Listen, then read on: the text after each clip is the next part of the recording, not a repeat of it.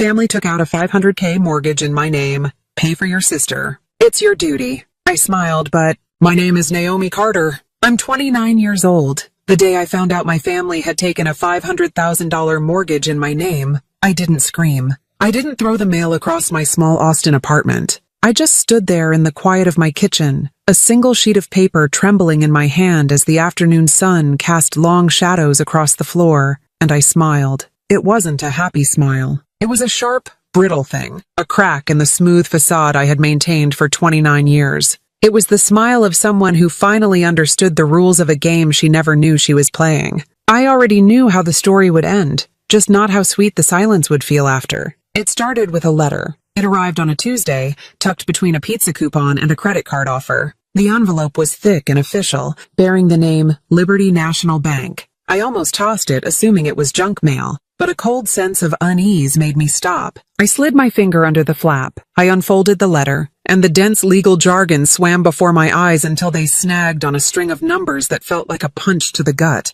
Delinquent mortgage balance 512-304-47. My breath caught in my throat. It had to be a mistake. A massive, terrifying clerical error. I'd never bought a house. I rented, then my gaze drifted down the page and found the property address. It wasn't mine. It was a 4-bedroom house in the suburbs. The one with the big oak tree and wraparound porch. My sister's house. In that instant, the confusion vanished, replaced by a clarity so cold it burned. Every strange conversation from the past few months suddenly clicked into place. My mother asking for a copy of my driver's license for a family insurance plan. My father mentioning how proud he was of my perfect credit score. They weren't just proud. They were shopping. I sank onto a kitchen chair, the letter clutched in my fist. They thought I would fix this, just like I fixed everything else. They expected me to quietly absorb the debt and the betrayal. That's when I smiled for real. They had started a story using my name, but I was the one who was going to write the ending. Before I tell you how everything flipped, like and subscribe, and drop a comment to let me know where you are watching from.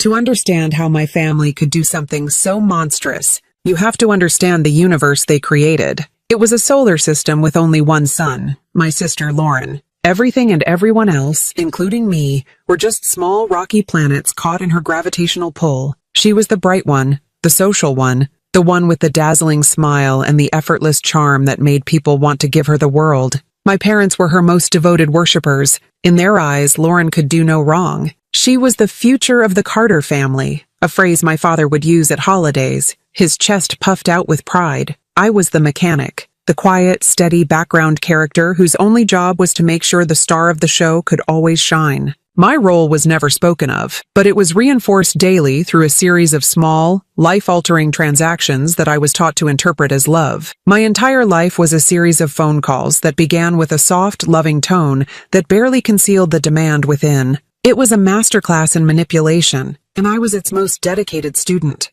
I remember one specific Tuesday afternoon when I was 24. I was at my desk, neck deep in a complex logistics report that was due by the end of the day. My boss was counting on it. I was in the zone. The numbers were finally making sense, and I felt that rare, satisfying click of productivity. Then my phone buzzed. It was my mother. Her tone was a carefully crafted performance of panic. "Naomi, honey, thank God you answered. It's your sister." Her car broke down on the freeway again. She's all alone and she's so flustered. The familiar script. I closed my eyes, the spreadsheet on my screen blurring. "Mom, I'm at work. I have a major deadline. Can't Dad go?" A heavy sigh crackled through the phone. "Oh, you know your father is in the middle of a big project. And I have my book club. You're the closest, sweetie. She's your sister. Please." The unspoken words hung in the air. Don't be difficult. Don't be selfish. This is what you do. So I did it. I apologized to my boss, packed up my things under his disappointed gaze, and forfeited any chance of leaving on time. The 45-minute drive to the stretch of highway where Lauren was stranded was filled with a low, simmering resentment. When I got there, I found her sitting on the guardrail, filing her nails,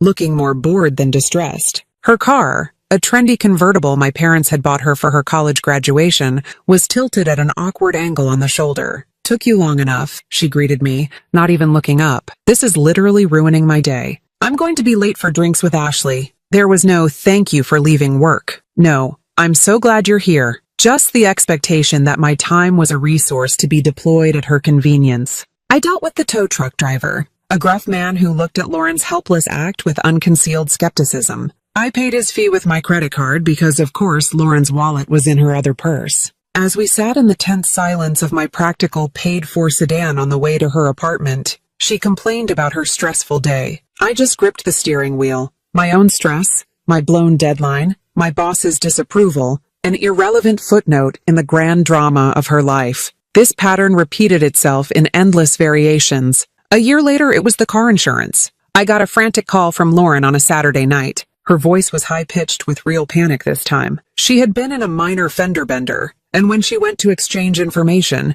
she discovered her insurance had lapsed 2 months prior. "They're going to give me a ticket, Naomi. It's going to go on my record. Mom and Dad will kill me," she wailed. I spent the next hour on my laptop, navigating a clunky insurance website. I found their policy. The overdue balance was nearly $400. Money I had earmarked for a new set of tires. "Lauren, I can't afford this right now," I told her, my voice strained. "Please, Naomi, please. I'll pay you back, I swear." "I just can't ask Mom and Dad again. They'll take the car away." It was the same promise she always made, a promise that evaporated the moment the crisis was over. I knew I would never see the money, but the alternative, the screaming matches, the family drama, my mother's inevitable guilt trip call about how I should have just helped my sister, was worse. So I typed in my debit card number and hit submit. The confirmation email felt like a receipt for my own subservience. The text I got from her 10 minutes later was a simple string of emojis. A heart, a prayer hands,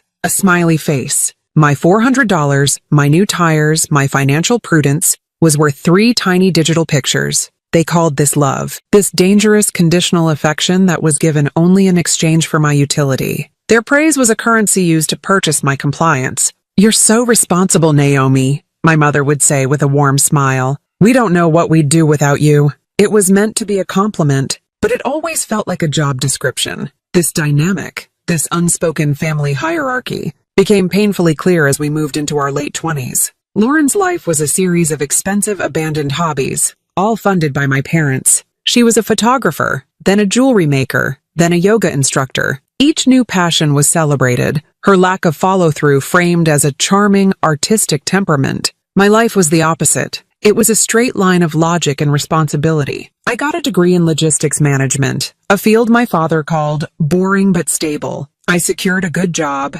paid my bills on time, and slowly, painstakingly, started building a savings account. My dream was quiet and simple, but it was mine. A small condo, a space that belonged only to me. The final, clarifying moment came a few months before the letter from the bank. We were at our obligatory Sunday dinner. Lauren, glowing with self-importance, made her grand announcement. "Mom, Dad, I'm buying a house." The reaction was instantaneous and explosive. My father jumped to his feet, his face beaming. "That's our girl, the homeowner." My mother was already tearing up. "Oh, Lauren, a real home. Is there a room for a nursery?"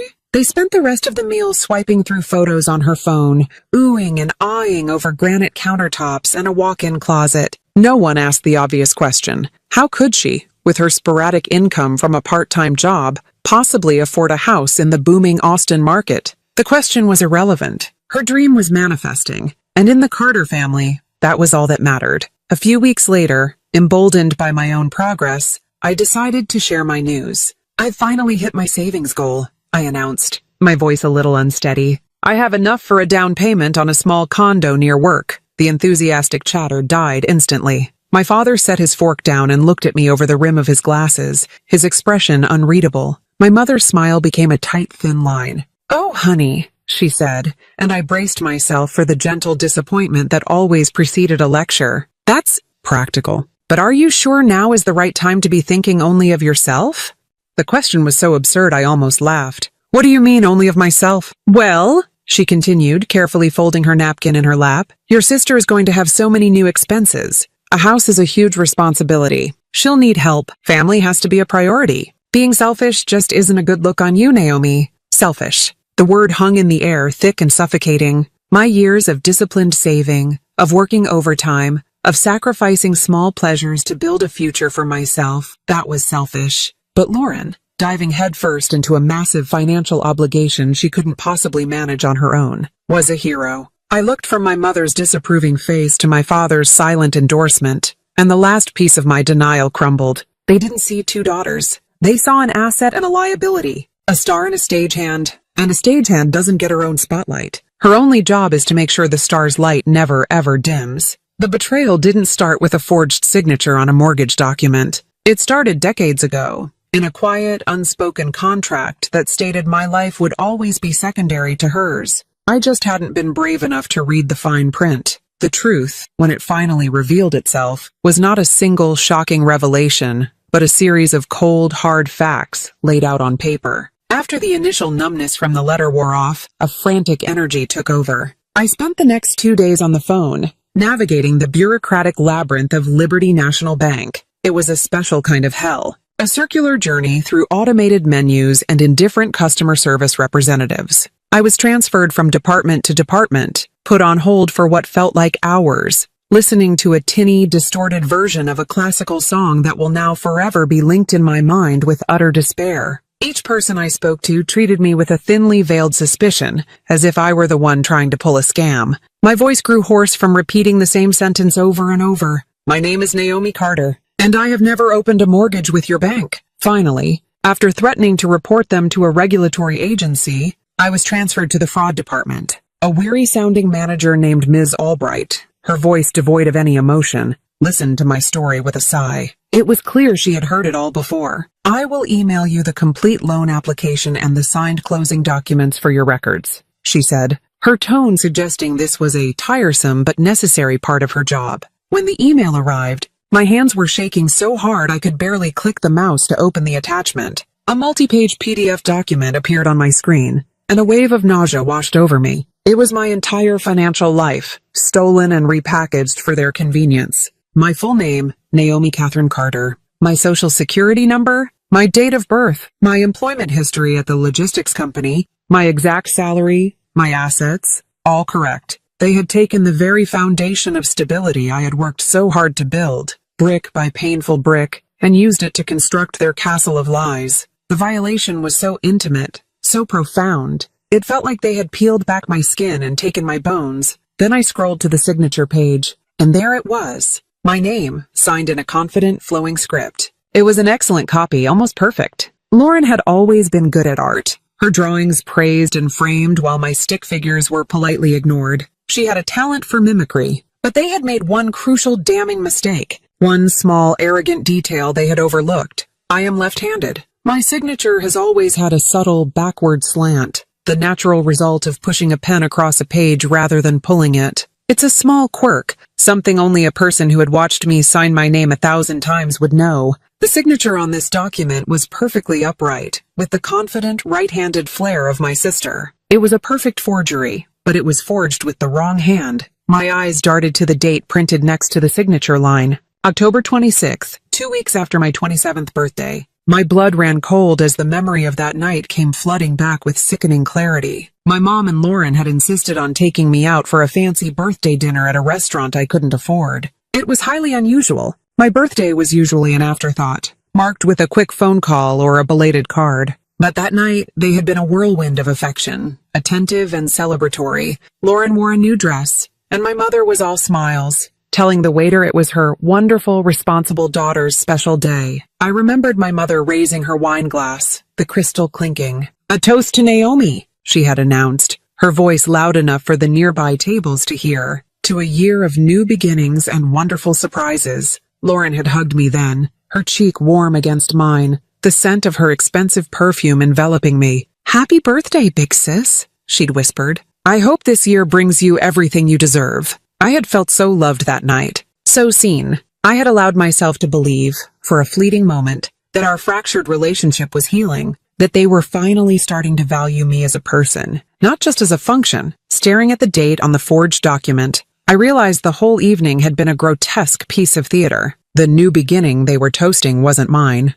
It was theirs. The wonderful surprise was a $500,000 mortgage they were about to secure in my name. They had used my birthday, a celebration of my life, as a convenient alibi and a cruel, ironic cover for their crime. I wasn't being celebrated. I was being financially executed, and they were the ones serving the last meal. I grabbed my phone, my fingers fumbling on the screen as I dialed my mother's number. My heart was pounding against my ribs like a trapped bird. I needed to hear her deny it. I needed some part of this to be a terrible misunderstanding. She answered on the second ring, her voice bright and cheerful. Naomi, hi, sweetie. I was just thinking about you. How are you? The casual warmth in her voice was like a splash of gasoline on the fire in my gut. I kept my own voice dangerously quiet, level. Mom, I got a letter today. From Liberty National Bank. A pause. It wasn't a pause of confusion. It was the pause of someone caught, their mind racing to formulate the right lie. Oh, she said, her voice instantly guarded, losing its sunny lilt. What about? It was a delinquency notice, I said, the words tasting like poison in my mouth. For a mortgage. On Lauren's house. A mortgage for $500,000 in my name. The silence on the other end of the line stretched for a long, heavy moment. I could hear the faint sound of the television in the background of her perfect suburban home. When she finally spoke, all pretense of warmth was gone. Her voice was flat, pragmatic, as if she were explaining a simple business transaction. Naomi, it was the only way, she said. You're the stable one. Lauren needed help qualifying for the loan. Her credit isn't as good as yours. It's just paperwork. I almost choked. A hysterical laugh bubbled in my chest, but it came out as a strangled whisper. Paperwork? Mom, it's $500,000. It's grand larceny. It's a felony. You forged my signature. Don't be so dramatic, she snapped, her voice turning sharp and cold, the voice she used when I wasn't complying. It's not like we stole from a stranger. We had to make sure Lauren was taken care of. She has a future to build. You have a good job.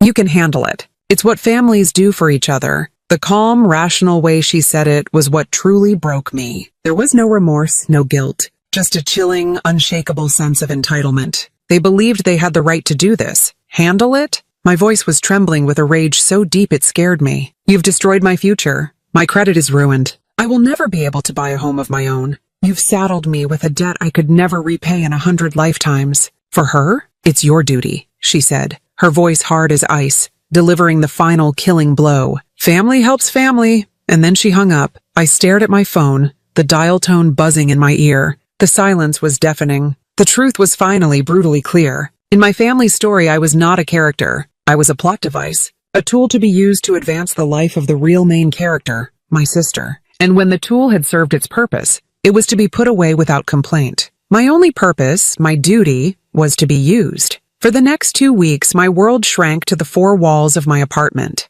It became a cave, a tomb, a shelter from a world that no longer made sense. Life outside continued. I could hear the distant sounds of traffic, the laughter of children in the park across the street, but none of it felt real. It was like watching a movie through a thick pane of glass. My own life had been put on an indefinite, suffocating pause. I moved through my rooms like a ghost, a silent observer in a life that no longer felt like my own. The vibrant Killam rug in my living room seemed faded. The cheerful yellow of my kitchen walls looked sickly. Everything had been tainted by the betrayal. Sleep became a stranger, a luxury I couldn't afford. I would lie in bed for hours, tangled in my sheets, staring into the oppressive darkness of my bedroom. My mind, however, refused to rest. It became a torture chamber of looping conversations, a relentless replay of my mother's cold, pragmatic words. Family helps family. Don't be so dramatic. It's your duty. Each phrase was a fresh wound, a ghostly whisper in the silent apartment,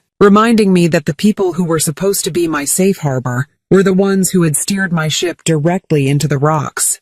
They didn't see their actions as a betrayal. They saw it as their right. My stability was a family asset, a community resource, and they had simply liquidated it for their preferred beneficiary, Lauren. The thought was a physical weight, pressing down on my chest, making it hard to breathe. I would eventually drift into a shallow, restless sleep, only to be jolted awake an hour later by a nightmare where I was endlessly signing documents as my family looked on. Smiling, I developed a physical aversion to my phone. It sat on the coffee table like a small black harbinger of doom. Every time it buzzed or lit up, a jolt of adrenaline shot through me. The screen would flash with calls from mom or dad, and a cold dread would wash over me. I couldn't speak to them. What was there to say? They had made their position clear. Any conversation would just be another assault of guilt and manipulation, another attempt to normalize the unthinkable. One afternoon, a text message from Lauren appeared on the lock screen. Hey, Mom said you were acting weird. Everything okay? Let's get brunch soon, my treat. The sheer, breathtaking ignorance of it made me feel sick to my stomach. It was the casual cruelty, the complete lack of awareness that was so devastating. She was living in a $500,000 monument to my ruin, a home purchased with my stolen future, and she was offering to buy me a stack of pancakes. The smiley face at the end of the text felt like a final, cruel twist of the knife. I picked up the phone, my thumb hovering over the keyboard. I wanted to write back, to unleash a tidal wave of rage and pain. You destroyed my life. You forged my name. You are a thief. But I couldn't. The words wouldn't come. It felt like trying to scream in a vacuum. What was the point of explaining the wound to the person holding the knife? She wouldn't understand. She would just cry, and my mother would call me, and I would somehow end up being the villain for upsetting my sister. It was the family script, and I was tired of playing my part. I switched the phone off and tossed it onto the sofa, where it lay dark and silent. The isolation was a physical presence, a heavy cloak I couldn't take off. I had wonderful friends, people I'd known for years, but the thought of telling them was unbearable. How do you even begin to explain that your own mother and sister orchestrated a massive financial fraud against you? It sounded like something out of a melodramatic movie, too outlandish to be real. A part of me was deeply, profoundly ashamed, as if their crime was a reflection of my own failure. I had failed to see them for who they really were. I had failed to protect myself, so I said nothing. I called in sick to work, claiming I had a terrible flu that just wouldn't quit. My boss, who had always valued my reliability, was starting to sound concerned, then annoyed. My apartment became my world. The sun would rise, and I would watch the light crawl across my floor. The sun would set, and I would watch the shadows grow long and dark. I lived on saltine crackers and tap water, because the simple act of preparing a meal, chopping vegetables, boiling water, felt like an insurmountable task requiring energy I didn't possess. The silence was absolute, broken only by the hum of the refrigerator and the frantic, looping monologue in my own head. In that silence, I began to sift through the wreckage of my memories, re-examining my entire life through this new harsh lens. Every time I'd paid Lauren's bills, every time I'd dropped everything to rescue her from a self-made crisis, every time my parents had praised me for being responsible, it wasn't love. It was training. It was conditioning. They were programming me, year after year, to accept my role as the family's designated adult, their perpetual safety net. They weren't raising a daughter, they were cultivating a resource. The realization was a slow, creeping horror that settled deep in my bones. You don't apologize to a resource. You don't consider its feelings. You just use it until it runs dry. One evening, I was standing at my living room window looking down at the street below. A father was teaching his little girl how to ride her bike. She wobbled, her face a mask of intense concentration, and then she fell, her bike clattering to the pavement. Before she could even cry out, he was there, scooping her up, his large hands gentle on her small frame. He brushed the dirt from her knee, kissed her forehead, and whispered something that made her giggle through her tears. He set her back on the seat, gave her a steadying hand, and let her try again. It was such a simple, mundane act of parental love and protection, and it broke me. A sob tore through me. A raw, ragged sound that came from the deepest part of my soul. It was a sound of pure, untempered grief for a love I had never known. I slid down the wall and curled into a ball on the floor, wrapping my arms around my knees as if to hold myself together. And I wept. I wept for the little girl I had been, who had spent her life performing, striving, and contorting herself to earn a love that was never really there. I wept for the woman who had been foolish enough to believe that duty and sacrifice were the same as love. And I wept for the person I was now, completely and utterly alone, a ghost in her own life, haunted by the people who were supposed to love her most. It wasn't one single, dramatic explosion that marked my breaking point. There was no climactic, tear-soaked confrontation.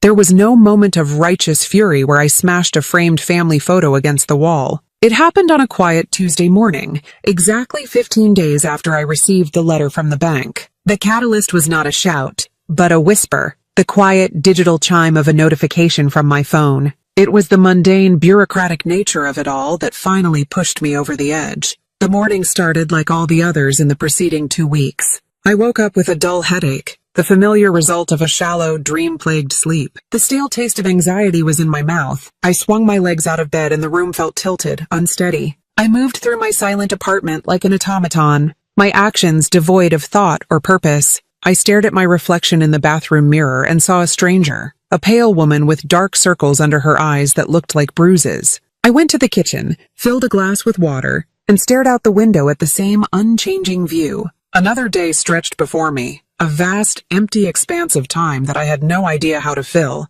I was in a holding pattern, a victim paralyzed by the sheer magnitude of the betrayal, waiting for, I didn't know what. Then my phone, which I had reluctantly turned back on to check for work emails, buzzed on the kitchen counter. It was a push alert from my banking app. For a moment, I considered ignoring it. It was probably just a low balance warning, another reminder of how my carefully constructed financial stability was crumbling while I was too numb to function. But some morbid curiosity made me pick it up. I unlocked the screen, and my eyes scanned the words. My blood, which had felt sluggish and heavy in my veins, turned to ice. Automatic withdrawal processed. $3,800 coin to Liberty National Bank. $3,800. Gone. Just like that. It wasn't just that they had used my name and my credit to secure the loan. It wasn't just that they had forged my signature and lied to my face. They had also gone into my personal bank accounts and set up an automatic payment plan. The sheer, calculated audacity of it was breathtaking. It was a level of violation I hadn't even considered. They had arranged for me to silently bleed out, month after month, to pay for my sister's dream house. They assumed I was so disconnected from my own life, so accustomed to cleaning up their financial messes, that I would either not notice for a while, or simply accept it as another one of my unspoken duties. They had not only stolen my future, they had arranged for me to personally finance the theft. I started to laugh. It was a horrible sound. It wasn't a laugh of joy or humor. It was a dry, hollow, rattling sound that scraped its way up from my throat, raw and painful. It was the sound of a person breaking, of a dam of suppressed grief and rage finally giving way. I laughed out loud in my silent apartment, the sound bouncing off the walls of my small kitchen. The absurdity was just too much. They had stolen my future, and they had arranged for me to pay for it in monthly installments. The laughter died as quickly as it started, leaving a dead, ringing silence in its wake. But in that silence, a profound shift occurred. The thick fog of shock, grief, and helpless victimhood that had been suffocating me for 2 weeks began to burn away. It was replaced by a feeling I hadn't felt in a long time, a cold, clear, and absolute rage. It was a clean, purifying fire. The victim who had been crying on the floor and wasting away in her apartment was gone. Someone else was in charge now. Someone who was done being sad and was ready to be angry. Someone who was done being a resource and was ready to be a reckoning. I stood up from the table, my movements sharp and deliberate. There was no more hesitation, no more shuffling. I walked to my laptop on the small desk in the living room and flipped it open. For the past 2 weeks, my internet search history had been a pathetic litany of helplessness. How to forgive your family. Signs of emotional manipulation. Dealing with narcissistic parents. Can a family recover from financial fraud? I had been looking for a way to understand, to process, to somehow find a path back to a family that had proven it didn't exist. Now, my fingers moved over the keyboard with a new and unfamiliar certainty. I methodically deleted the old searches one by one. Healing, gone. Forgiveness, gone. Mediation, gone. It was a cleansing ritual, erasing the last traces of the person who had been willing to negotiate her own destruction. I wasn't looking for understanding anymore. I was looking for ammunition. My fingers typed a new phrase, the words feeling powerful and strange on my own screen. Identity theft attorney, Austin, Texas. A list of names and law firms filled the page. Before, the idea of involving lawyers, of making this an official legal battle, had felt like a terrifying act of war against my own family, a betrayal of the unspoken code. But staring at the fresh $3,800 hole in my bank account, I finally understood. The war had already been declared, the first shots fired long ago without my knowledge. I was the only one on the battlefield and I was unarmed. They had made their choice. They had chosen my sister's comfort over my survival. It was time to make my own choice. My eyes scanned the list, passing over the large corporate firms with their slick, impersonal websites. They felt wrong. Then my gaze landed on a smaller local practice, Whitman Law. The photo on the website was of a man in his late 50s with a serious, no-nonsense face and kind eyes. His name was David Whitman, and his biography said he specialized in financial fraud, particularly cases that occurred within the complex dynamics of family. He knew this specific kind of poison. The phrase made me feel for the first time in weeks that I wasn't insane. This was a thing that happened to other people, a thing you could fight. I was not their insurance policy. I was not their emergency fund. I was not the good daughter who would quietly sacrifice herself on the altar of her sister's happiness. That person had died this morning in a silent apartment, with the sound of a hollow laugh and the digital chime of a bank notification. I picked up my phone. My hand was perfectly steady. The tremor was gone, replaced by a solid, grounding anger. I dialed the number on the screen. When a calm voice answered, "Whitman Law Offices, how can I help you?" My own voice came out clear and strong, a stranger in my own ears. "Hello," I said, and there was no waver, no hint of a tear. "My name is Naomi Carter. I need to make an appointment to report a crime." Walking into David Whitman's law office felt like stepping into another world. It wasn't the intimidating glass and steel tower I had envisioned from legal dramas on TV. It was in a modest, older brick building downtown, the kind with creaky wooden floors and tall, wavy glass windows that let in the afternoon light. The air inside smelled of old paper, leather, and freshly brewed coffee. It was the smell of order, of history, of problems being methodically solved. After weeks of living in the chaotic, suffocating silence of my apartment, this calm, professional space felt like the first breath of clean air after a long illness. David Whitman himself was exactly as his photo suggested. He was a man in his late 50s, with graying hair at the temples and a calm, steady gaze that seemed to take in everything without judgment. He wasn't overly friendly or effusive. There was no false sympathy in his handshake. He offered me a bottle of water, gestured to a worn leather chair opposite his large oak desk,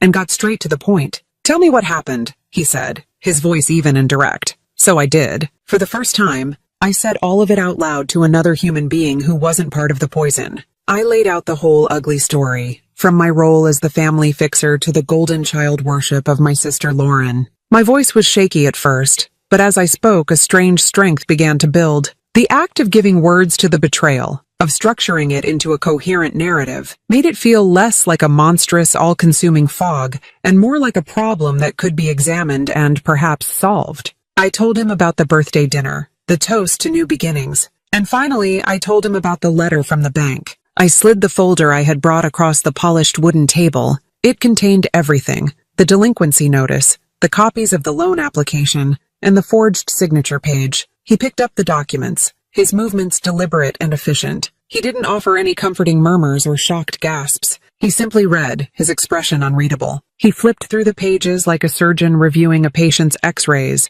his focus absolute. I watched his eyes scan my stolen financial identity, my social security number, my employment history, my salary. It felt deeply exposing, but under his professional gaze, it was transformed from a source of shame into simple, irrefutable evidence. He spent a long time looking at the application, then at my signature. He held the page up to the light, his eyes narrowing slightly. This kind of fraud, the most devastating kind, always starts with trust, he said, his voice quiet but carrying the weight of experience. He placed the papers back on the desk and looked directly at me. The victims never see it coming because they can't imagine the person they love is capable of doing something like this. They assume it's a mistake. They try to fix it quietly. They try to forgive. They get dragged down with the ship because they're trying to save the person who is actively drilling holes in the hull. His words resonated so deeply they made my chest ache. He was describing my entire life, my entire instinctual reaction to this crisis. My first impulse had been to make it go away quietly,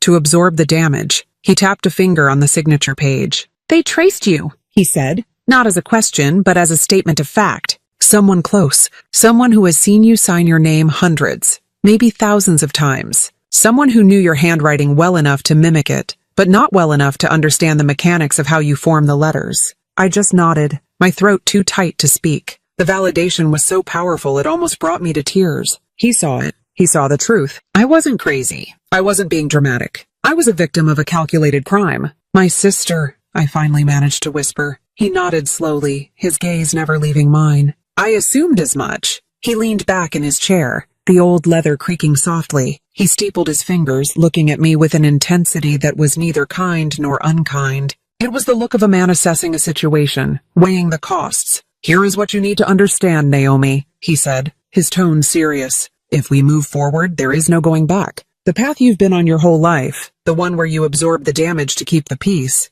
that path closes forever. We will file a police report. We will file a fraud affidavit with the bank. We will notify the credit bureaus. We will initiate a process that will have serious, life-altering consequences for your sister, and by extension, your parents." He paused, letting the words sink in. "The bank will try to hold you liable. They will look for any sign of complicity, Any hint that you knew about this and let it happen. Your family will call you a traitor. They will try to guilt you, shame you, and manipulate you into dropping this. They will tell you that you are tearing the family apart. They will use every tool in their emotional arsenal to make you feel like the villain in this story. He leaned forward slightly, his gaze direct and unflinching, pinning me in my chair. So I have to ask you one question, and I need you to be absolutely sure of your answer. Are you ready to burn every bridge? The question hung in the air between us, stark and final. Burn every bridge. It wasn't a metaphor. It was a literal description of the choice in front of me. I saw it all in a flash. The end of holidays together, the end of phone calls, the end of any pretense that we were a family. It meant turning my back on the two people who brought me into this world and the one person who had shared my childhood. It was the loneliest, most terrifying prospect I could imagine. But then, I thought of my mother's cold voice on the phone. It's your duty. I thought of my sister's casual text about brunch, sent while she was living in a house my stolen future was paying for. I thought of the $3,800 that had vanished from my bank account, a quiet, clinical theft that they felt entitled to. They weren't bridges of love and support. They were rickety one-way walkways that only ever led from my life to theirs. I was the only one who ever traveled across them, always carrying something. Money, time, forgiveness. They had already soaked those bridges in gasoline when they chose my sister's wants over my fundamental right to my own life. They had lit the match when they forged my name. They were just waiting for me to walk across one last time so they could watch me go up in flames with the rest of it. I looked David Whitman directly in the eye, and the last of my fear and hesitation dissolved, burned away by the cold, hard certainty that had taken its place. They already burned them, I said, my voice quiet but firm as steel. I'm just here to collect the ashes. A small, almost imperceptible nod was his only reply. He didn't smile, but for the first time I saw a flicker of something in his eyes. Respect, perhaps. He pulled a yellow legal pad towards him and picked up a pen. His entire demeanor shifted from philosophical to practical, from a man asking about the emotional cost to a general laying out a battle plan. Okay, Naomi, he said, his voice crisp and full of purpose. Let's get to work. The first thing we're going to do is call the police. For the first time in weeks, I felt like I could breathe again. A full, deep breath that reached the bottom of my lungs. I wasn't alone in that quiet, suffocating apartment anymore. I had an ally. And the person who had walked into this office, a victim drowning in debt and betrayal, was not the same person who was about to walk out. I was no longer just Naomi Carter, the good daughter. I was a client, and I was ready to fight. The days that followed my meeting with David Whitman were a blur of methodical, deliberate action. There was no more crying, no more staring at the walls. My grief and shock had been transmuted into fuel for a quiet, cold engine of justice. My revenge wasn't going to be loud or explosive. It was going to be precise, official, and executed through the cold, undeniable machinery of the law. Every step felt both terrifying and liberating. Like I was dismantling a bomb that had been strapped to my chest my entire life. The first step was the hardest. Guided by David, who had prepped me on exactly what to say and what documents to bring, I walked into the main Austin Police Department precinct downtown. The air inside was sterile, smelling of disinfectant and bureaucracy. I sat on a hard plastic chair in a waiting area, my folder of evidence clutched in my lap like a shield. My heart hammered against my ribs. This was the point of no return. This was making it real. The officer who took my statement was a young man with a tired, bored expression, as if he was hearing another story of a petty squabble. He typed slowly with 2 fingers, his gaze fixed on his computer screen. But as I laid out the documents on his desk, the bank letter, the forged mortgage agreement, the record of the automatic withdrawal, my driver's license with my real left-handed signature, his demeanor changed. The boredom evaporated, replaced by a professional seriousness. He picked up the forged document, looked at it, then looked at my license. That's a damn good forgery, he muttered, almost to himself. He looked at me then, really looked at me, and his eyes held a flicker of sympathy. This was your sister? Yes,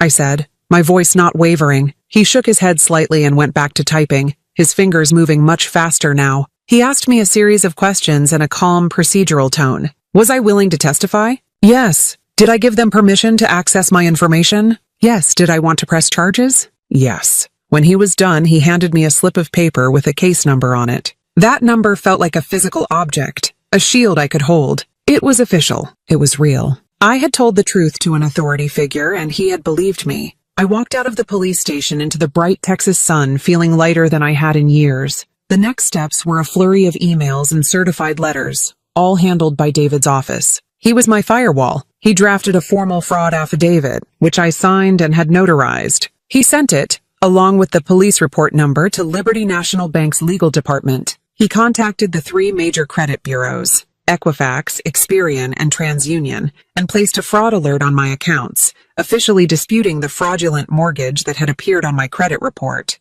Every action was a quiet click of a lock falling into place. Each step was a brick I was laying, building a wall between me and the mess my family had created. It was a strange feeling. For my entire life, my purpose had been to absorb their chaos. Now, my purpose was to contain it, to build a legal fortress around myself that they could not penetrate. I didn't tell them what I was doing. There were no warning phone calls, no dramatic confrontations. I had already tried talking. I had been dismissed. So now I let the system do the talking. I went back to work. I walked into my office, apologized to my boss for my extended absence, and told him a sanitized version of the truth, that I had been the victim of a serious case of identity theft that I was now resolving with legal help. He was surprisingly understanding. He saw the new determination in my eyes, the absence of the victim I had been, and he just nodded and said, "Welcome back. Let us know what you need." Immersing myself in the logic and order of spreadsheets and shipping schedules was a balm to my soul. It was a world where things made sense,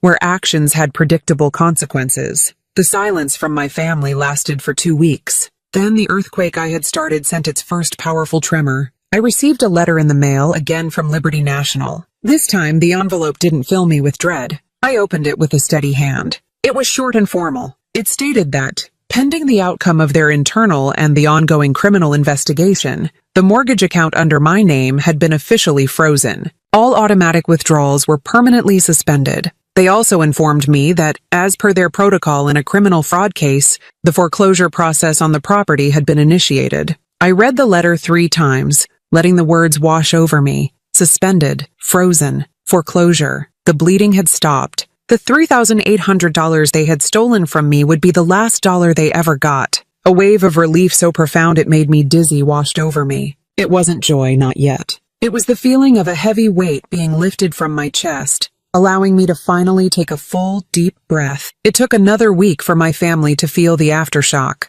The first call came from my mother. Her name flashed on my screen, and for a moment, the old, conditioned fear made my stomach clench. The muscle memory of compliance was strong, but I took a breath, straightened my back, and answered, my voice calm and even. "Hello?" Her voice was not. It was a high-pitched shriek, vibrating with a rage I had never heard from her before. It was the sound of a cornered animal. "Naomi Catherine Carter, what have you done?" There was no preamble, no hello, just pure, undiluted fury. "What do you mean?" I asked, keeping my tone placid, a deliberate counterpoint to her hysteria. "The bank. We got a letter from the bank. They're foreclosing on Lauren's house. They're saying the mortgage is under a fraud investigation. A criminal investigation, Naomi. How could you do this to your sister? You're ruining her life." The blame, as always, was pointed directly at me. Not at the person who committed the felony, but at the person who reported it. The familiar dynamic was so predictable it was almost comforting. I was the problem. I was the one causing the drama. "Let me rephrase that for you, Mom,"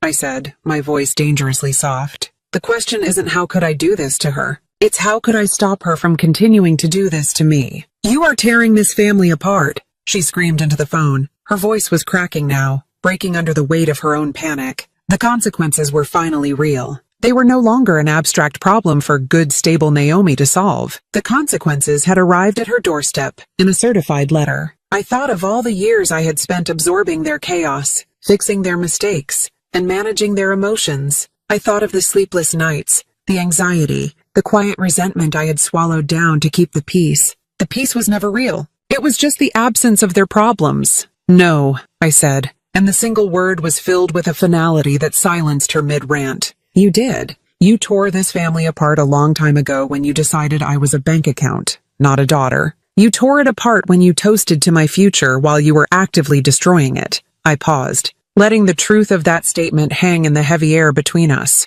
"I'm just cleaning up the mess," I added softly, and then, before she could respond, before she could unleash another wave of guilt or rage or crocodile tears, I did something I had never done before in my entire life. I pressed the red icon on my screen. I hung up on my mother. The silence that followed was the sweetest, most profound sound I had ever heard. It was the sound of a cage door swinging open. It was the sound of my own freedom. The weeks that followed my final phone call with my mother were a strange mix of unnerving silence and distant, rumbling chaos. I heard nothing directly from my family. No more angry calls, no pleading texts, no emails filled with manufactured guilt. It was as if I had ceased to exist in their world, and in a way I had. The Naomi they knew, the compliant, endlessly forgiving fixer who would always absorb their dysfunction, was gone. I had excommunicated myself by refusing to be their victim, and without my designated role, they had no use for me. The silence was a confirmation of what I had learned.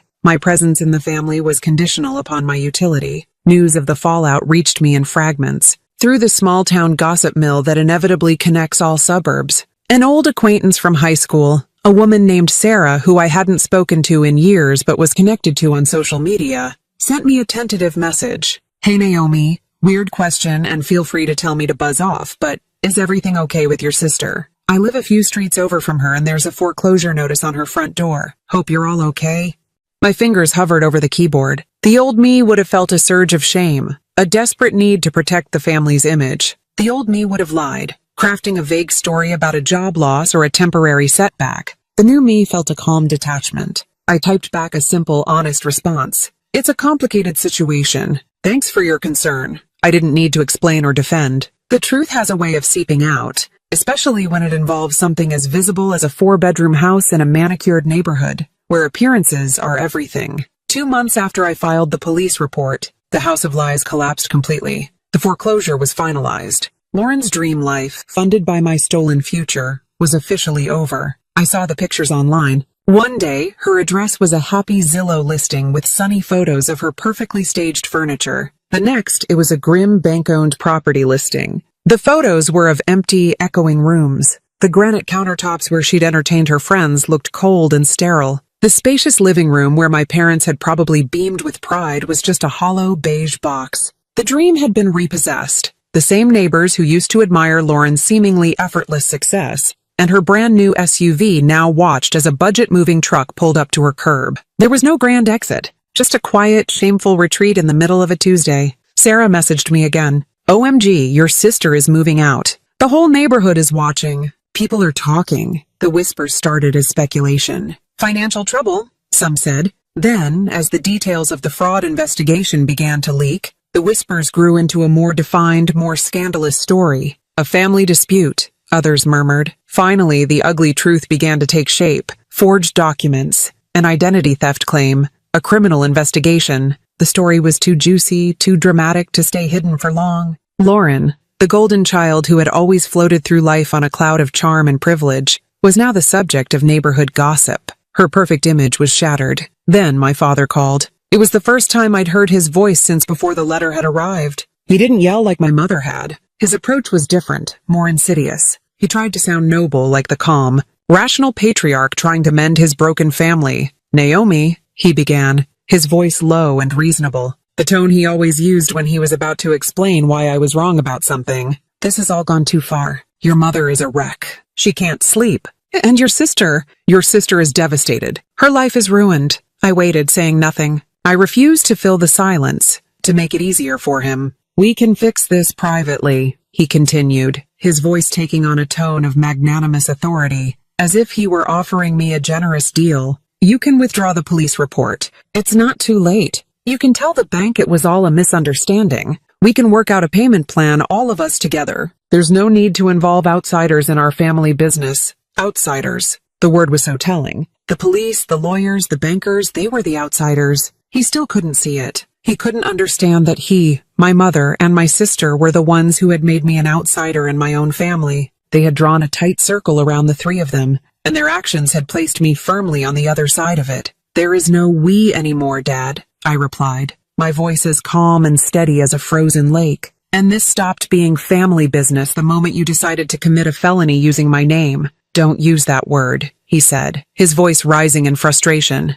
the calm facade beginning to crack. "It wasn't like that. You know it wasn't. We were trying to help your sister. We were trying to hold this family together. You weren't helping her," I said, the truth of it sharp and clean in my own ears. "You were enabling her. You have been her whole life, and you were sacrificing me to do it. You stopped being insiders when you signed my name on that document. That's when you became outsiders to my life." He was silent for a long moment, clearly unprepared for my refusal to bend, for my refusal to accept his narrative. "You're being cold, Naomi," he finally said, his last-ditch attempt at emotional manipulation. "This isn't you. You've always been the compassionate one." "You're right," I said, and I felt a strange sense of peace in the admission. "It isn't me. Not anymore. The old me, the compassionate one you could always count on to clean up your messes, is gone. You got rid of her." I ended the call. There was nothing left to say. His attempt to fix it privately wasn't about protecting the family. It was about protecting their reputation. It was damage control.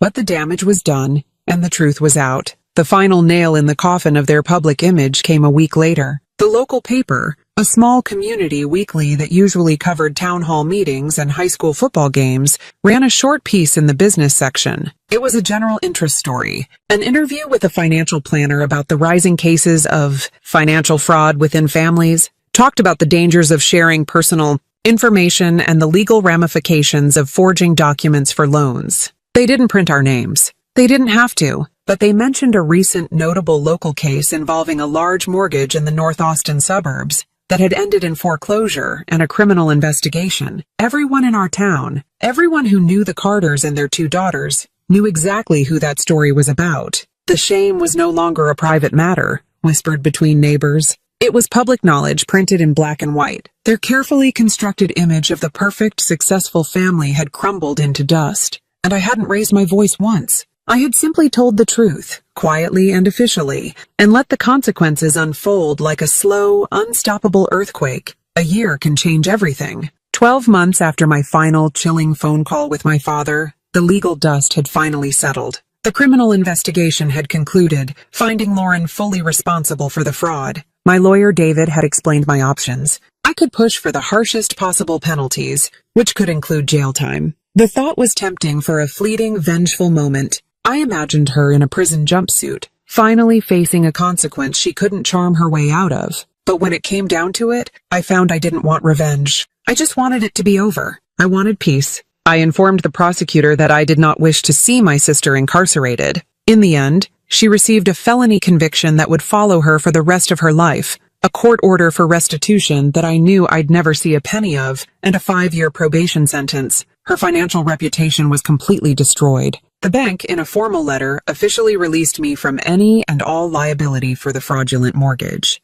My name was finally legally my own again. The credit bureaus, after months of painstaking work, cleared the fraudulent activity from my reports. On paper, it was as if it had never happened. But it had happened, and it had changed me in ways that could never be erased. The old Naomi, the one who constantly sought approval and bent over backward to keep a false peace, was gone for good. She felt like a person I used to know, a naive girl I felt a little sorry for. In her place was someone quieter, stronger, and far more discerning about who she let into her life. I had spent the year healing. Not forgiving, not yet, but healing. I went to therapy, where I learned to unpack a lifetime of conditioning. I learned that duty and love are not the same thing. I learned to set boundaries that were not walls of anger, but fences of self-respect. I reconnected with my real friends, the ones who had listened to my story with horror and supported me without question. I worked hard, picking up extra projects, and with a ferocity I didn't know I possessed, I rebuilt my savings account, the one that had been intended for a condo. And then, one sunny Saturday afternoon in late autumn, I did something just for me. I bought my own house. It was nothing like the sprawling, ostentatious house Lauren had tried to steal. There were no granite countertops or walk-in closets. It was a small 2-bedroom bungalow on a quiet, tree-lined street, built in the 1950s. It had original hardwood floors that creaked in a comforting way, and a big, mature oak tree in the front yard that reminded me of the one at her old house, only this one was mine. It had a small, screened-in porch, perfect for a rocking chair and a cup of coffee on a warm evening. It was modest. It was manageable. It was peaceful. The day of the closing, I sat in a different lawyer's office, not David's, but a real estate attorney's. The room was bright and impersonal, filled with stacks of paper, each one requiring my signature. I picked up the pen, a simple blue ballpoint, and my hand was perfectly steady. As I signed my name again and again and again, each stroke of ink on paper felt like a profound act of reclamation. Naomi K. Carter. This was my name, on my documents, for my house. There were no forged signatures, no hidden strings, no secret, crushing debts. Each signature felt like I was overwriting the fraudulent one, erasing its power with my own authentic mark.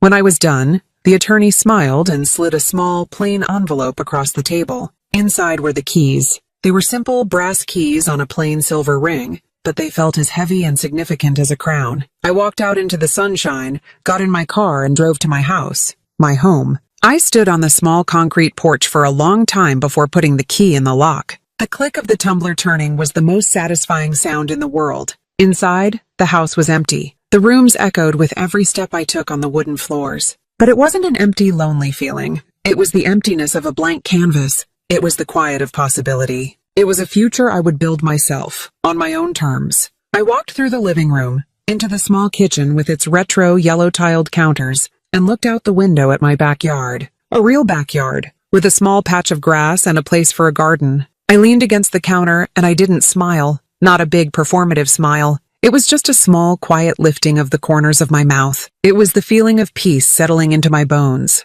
I still get emails from my mother sometimes. They come every few months, usually around holidays or my birthday, their arrival a predictable, unwelcome ghost. They are always the same, a cloying mix of false nostalgia and passive-aggressive guilt. The last one arrived a week ago. Dearest Naomi, I was looking through old photo albums today and found a picture of you and Lauren building a snowman. You two were always so close. My heart aches for what has been lost. We all make mistakes. Family is forever. Don't you miss your sister? I saw her the other day and she looked so thin. I worry about her constantly. I hope you are well. Love, Mom. She never mentions the $500,000 felony. She never apologizes. In her carefully curated version of history, my refusal to be a silent victim is still the great family tragedy, a baffling act of cruelty on my part. I read the email, and I feel nothing. No anger, no sadness. Just a distant, clinical pity for a woman so trapped in her own narrative that she will never be able to see the truth. Then I press delete. I never respond. Because I've learned the most important lesson of my life. Forgiveness doesn't mean returning to the fire just because you're no longer burning. Forgiveness, for me, is the quiet act of closing the door, locking it, and walking away. It's choosing my own quiet, creaky, peaceful house over their grand, chaotic, collapsing castle. My name is Naomi Carter, and this house, this quiet, this life, it's all mine. And it is more than enough. Family can share your blood and still drain your life. They can tell you it's love while they're handing you the bill for their happiness. But your name, your future, and your peace are not debts you owe to anyone, no matter who they are. Sometimes the most powerful form of love is self-love. Sometimes love means walking away with your name still yours. If you've ever been treated like a wallet instead of a person, if you've ever had to choose between your own well-being and someone else's expectations, then you know this fight. Hit subscribe and tell me in the comments where you're watching from, because peace isn't free. It's not something you're given, it's earned. One truth, one signature, one goodbye at a time.